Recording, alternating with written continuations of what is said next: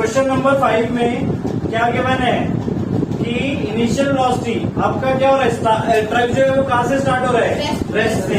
तो initial velocity क्या हो गई 0 मीटर पर सेकंड। डिस्टेंस कितना कवर कर रहा है, rolls down head with a constant acceleration, roll कर रहा है, ठीक है, हिल से नीचे की तरफ आ रहा है with a constant acceleration.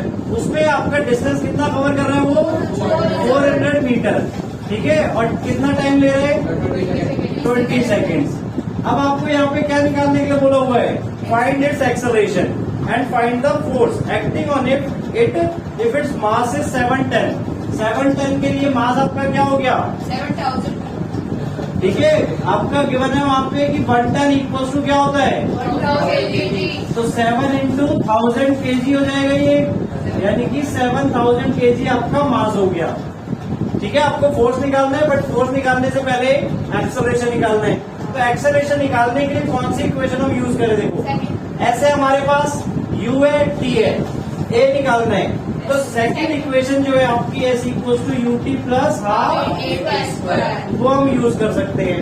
Clear, s कितना हो गया आपके पास 400 इक्वल टू u कितना है 0 t 20 प्लस हाफ a कितना है निकालना है हमें, ठीक है, और t कितना है 20 और स्क्वायर t स्क्वायर। क्लियर यहाँ तक। Now 0 into 20 0 plus half into a into 400 और यहाँ पे 400, ठीक है।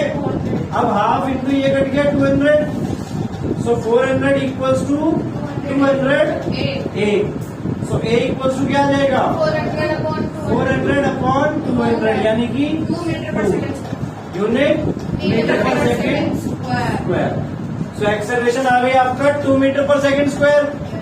और आपको क्या निकालना है यहाँ पे force.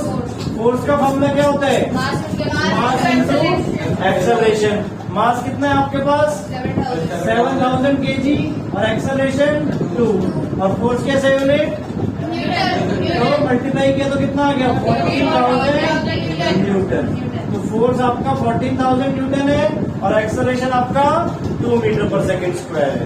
Clear. Question 5। Question number 6 में क्या गिवन है, a stone of 1 kg is thrown with a velocity of 20 metre per second. Mass कितना है पहले उसका 1 kg। अब उसको हमने फेंका है, ठीक है, with the velocity of 20 metre per second. तो 20 मीटर पर सेकेंड क्या है उसकी initial velocity. Clear, initial velocity उसकी हो गई 20 मीटर पर सेकेंड। अब वो ग्राउंड पे जा रहा है, ठीक है, कहाँ पे, across the frozen surface of a lake.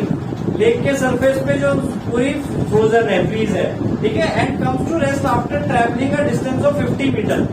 Clear, तो डिस्टेंस हमें गिवन है कितना 50 मीटर बाद, और वो क्या बोल रहे हैं कि रुक रहा है 50 मीटर बाद रुक रहे हैं, मतलब फाइनल वेलोसिटी की क्या हो गई 0। अब हमें क्या बताना है कि कितना फोर्स जो लेक है वो लगा रही है उसके ऊपर, but is the force of friction between the stone and the ice. Clear, ice मतलब वही ना फ्रीजिंग सरफेस आइस है लेक का, ठीक है। तो आइस और स्टोन के बीच में कितनी फोर्स ऑफ फ्रिक्शन लग रही है, तो बेसिकली फोर्स निकालना है आपको। फ्रिक्शनल फोर्स आप सबको पता है क्या होती है, अपोजिट ऑफ मोशन, तो वो नेगेटिव आएगी। क्लियर, क्योंकि अपोजिट इन डायरेक्शन होती है मोशन की। क्लियर, तो अब हम यहाँ पे पहले क्या निकालेंगे एक्सेलरेशन। अब क्या क्या हमारे पास u है, s है, v है, तो third equation of motion use करेंगे, क्या थी b square minus u square equal to 2as। v के हमारे पास 0 का स्क्वायर माइनस u के 20 का square equal to 2 into a के निकालना है हमें, s के 50। क्लियर, 0 का स्क्वायर 0 माइनस 20 का square 400 equals to 2 into 50 100 a। अब a निकालना है तो क्या हो जाएगा माइनस 400 डिवाइड बाय 100 को वहां से यहाँ शिफ्ट किया, डिवाइड हो गया, सो 0 0 कट गए आपके, तो क्या आ गया -4 metre per second square. Acceleration कैसे rate metre per second square, acceleration आ गया। अब हमें क्या निकालना है फोर्स। फोर्स का फॉर्मूला फोर्स आपका मास इंटू एक्सेलरेशन। मास कितना है आपके पास 1 kg और एक्सेलरेशन कितना आया -4, सो क्या आ जाएगा फोर्स आपका -4 न्यूटन। और नेगेटिव मैंने आपको पहले बताया, नेगेटिव का मतलब क्या है कि ये फ्रिक्शनल फोर्स है, इसलिए ये नेगेटिव आया। तो लास्ट में जब आप आंसर लिखोगे तो क्या लिखोगे? The force of friction between the stone and the ice is 4 Newton. हाँ बेटा, लास्ट में स्टेटमेंट से ही लिखना है आपको हमेशा, ठीक है। और वहां पे पॉजिटिव में लिखना है, मतलब कोई फ्रिक्शन हमने वर्ड यूज कर लिया तो वो नेगेटिव है, तो वहां पे नेगेटिव नहीं शो करना। The force of friction between the stone and ice is 4 Newton. Clear? क्या गिवन है? 8000 kg engine pools a train of 5 wagons each. Clear? आपका 8000 kg का इंजन है, ठीक है। इंजन का वेट या मास ऑफ इंजन हमें कितना गिवन है? 8000 kg। इसको सपोज हमने एमई से डिनोट कर दिया, 8000 kg। अब ये 5 वैगन्स को खींच रहा है, जिसका वेट कितना है, मास कितना है? 2000 kg each. Clear? Mass of each wagon. यहां तक क्लियर हुआ? मास ऑफ ईच वैगन आपका 2000 kg। Now along the horizontal track if the engine exerts a force of 40,000 Newton. अब इंजन जो फोर्स लगा रहा है वो कितनी लगा रहा है? Force exerted by engine on wagon. Clear? Wagon के ऊपर जो फोर्स लगा रहा है वो कितनी लगा रहा है? 40,000 Newton. Now, and the track offers a friction force of 5,000 Newton. Friction force कितना है वहां पे? 5,000 न्यूटन। और फ्रिक्शन फोर्स किस तरफ होता है? अपोजिट इन डायरेक्शन, तो इसको -5,000 न्यूटन लिखेंगे। यहाँ तक क्लियर? अब हमें क्या निकालना है? पहले the net accelerating force. Clear? तो टोटल फोर्स वहां पर कितनी है? Accelerating force. एक्सेलरेटिंग फोर्स बोला है, एक्सेलरेशन नहीं बोला है। क्लियर? तो एक्सेलरेटिंग फोर्स यानी कि नेट फोर्स वहां पर कितनी होगी? और देखो 40,000 न्यूटन आगे की तरफ लगा रहे और 5,000 न्यूटन फ्रिक्शन फोर्स, तो इन दोनों का सम यानी 40,000 प्लस -5,000। क्लियर? कितना आ जाएगा न्यूटन में? 35,000 न्यूटन। तो नेट फोर्स आपका, नेट एक्सेलरेटिंग फोर्स आपका आ गया 35,000 न्यूटन। यहां तक समझ में आया बेटा? नाउ फर्स्ट पार्ट हो गया आपका। सेकंड पार्ट में क्या बोला है हमें? Acceleration of the train. तो एक्सेलरेशन हमें निकालना है ट्रेन का। तो देखो नेट एक्सेलरेटिंग फोर्स कितना? 35,000 न्यूटन। क्लियर? और इंजन कितनी मास के ऊपर वेट लगा रहा है? देखो मास के ऊपर फोर्स लगा रहा है 2000 kg। और कितने वैगन है? नंबर ऑफ वैगन कितने थे? 5। तो टोटल मास कितना हो जाएगा? टोटल मास ऑफ वैगन्स कितना? 10,000 kg। यहां तक समझ में आया बेटा? आपका टोटल मास, देखो इंजन किसके ऊपर फोर्स लगा रहा है? वैगन्स के ऊपर। तो यहाँ पर वैगन्स का टोटल मास हमने निकाला, दैट इज 10,000 kg। अब आप किसी ऑब्जेक्ट के ऊपर फोर्स लगा रहे हो तो हमें उसका मास देखना है ना, जिसके ऊपर फोर्स एक्सर्ट हो रहा है।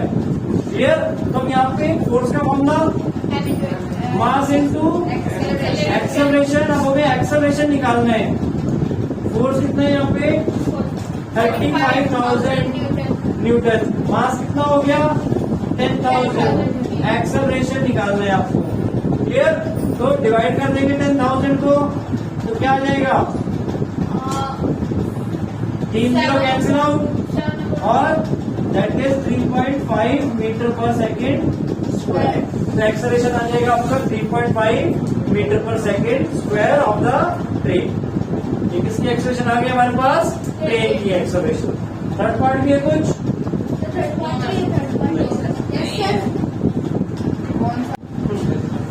क्वेश्चन 8 में बेटा क्या गिवन है? An automobile vehicle has a mass of 1500 kg। तो मास हमें गिवन है व्हीकल का कितना? 1500 kg। और what must be the force between the vehicle and the road if the vehicle is stopped with a negative acceleration of 1.7 metre per second square. आपको force निकालनी है और व्हीकल रुक गया है नेगेटिव एक्सेलरेशन से, that is -1.7 metre per second square से।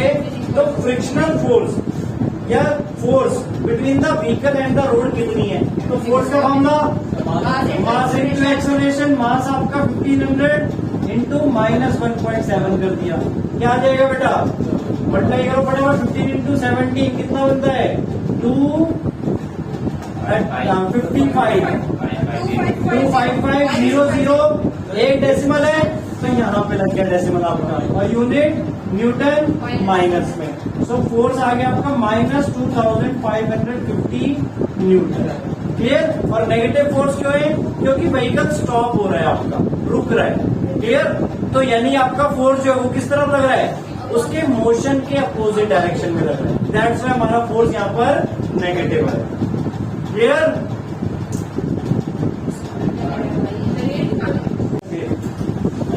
Question number 10 में क्या गिवन है? Using a horizontal force of 200 Newton. अब एक वुडन बॉक्स है, उस पे हमने फोर्स लगाई कितनी?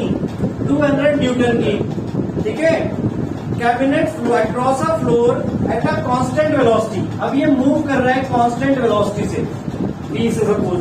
What is the friction force that will be exert on the cabinet? तो अगर ये कांस्टेंट वेलोसिटी से मूव कर रहा है, इसका मतलब क्या? वहां पे एक्सेलरेशन क्या होगा? 0।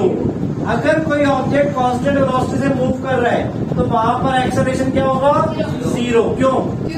क्योंकि उसकी इनिशियल और फाइनल वेलोसिटी सेम रहेगी। क्लियर? याद आया? तो उसके ऊपर जो नेट फोर्स है वो कितना लग रहा है? फोर्स का फॉर्मूला मास इंटू एक्सेलरेशन। सो मास उसका कुछ भी हो, एक्सेलरेशन अगर 0 है तो फोर्स कितनी हो गई? 0 न्यूटन। यानी नेट फोर्स 0 न्यूटन है। और नेट फोर्स किसके बराबर होगी?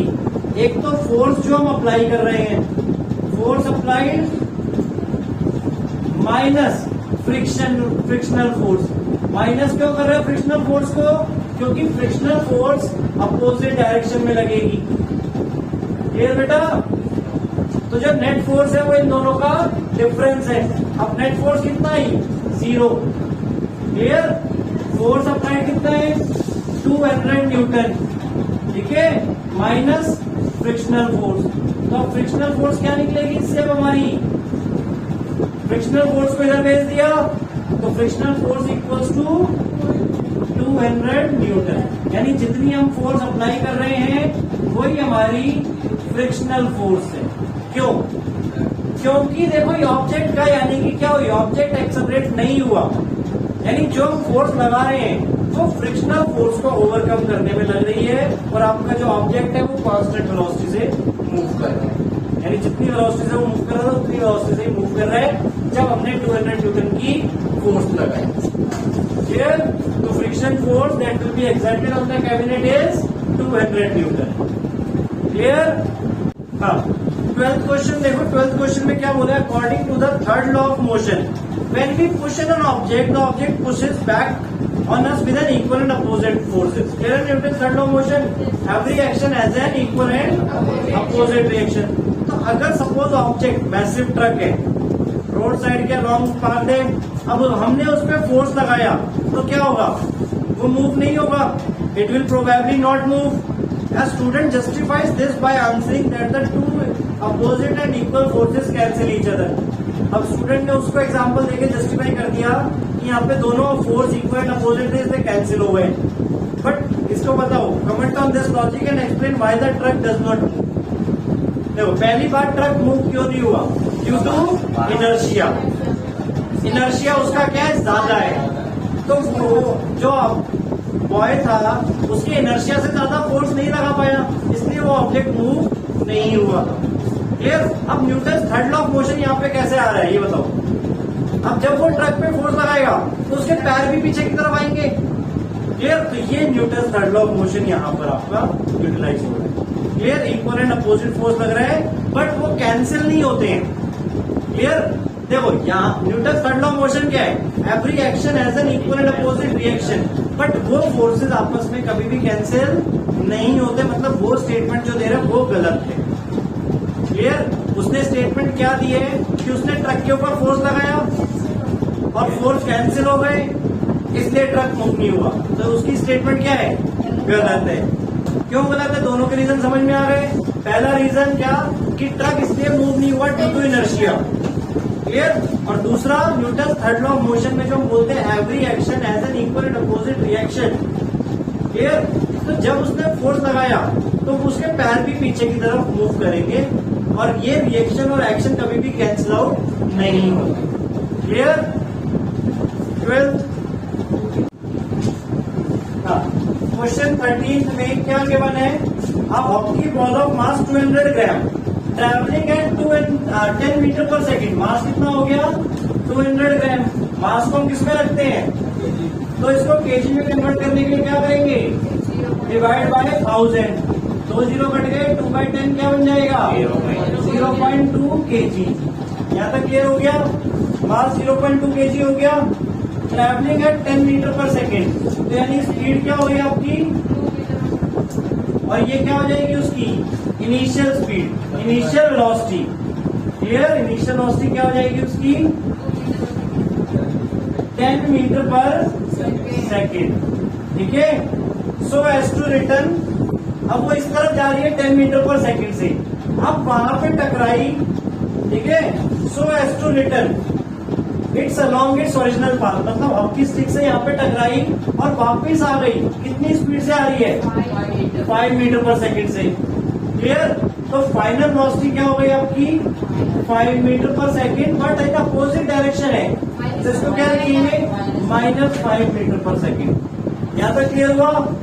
नाउ अब हमें क्या बोला है? Calculate the magnitude of change of momentum occurred in the motion of the hockey ball by the force.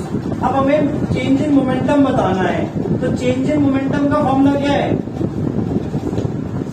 Change in momentum equals to final momentum minus initial momentum, clear. Final momentum minus initial momentum, clear, not velocity. So final momentum mv minus mu। Final momentum mv होता है हमारा और initial momentum mu। सो mv, m common ले लिया हमने, v minus u। अब m क्या हमारा? 0.2।